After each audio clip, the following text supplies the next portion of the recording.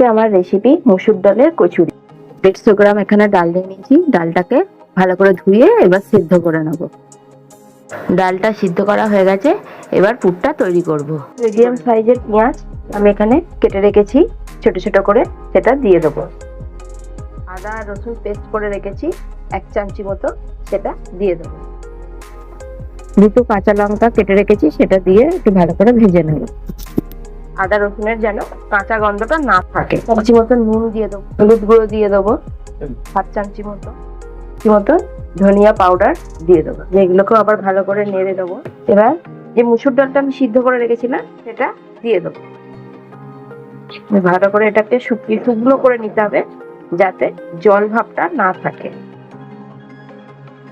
এখানে আমি 100 গ্রাম মতো ছাতু নিয়ে নিয়েছি, ছাতুটা এবার দিয়ে দেবো। ধনিয়া পাতা কুচি কুচি করে কেটে রেখেছি, সেটা দিয়ে দেবো। আমাদের রেডি হয়ে গেছে। লেচিগুলো তৈরি করে নিয়েছি। এবার এর ভেতরে পুর ভরবো। এর ভেতরে পুর দিয়ে দিলাম।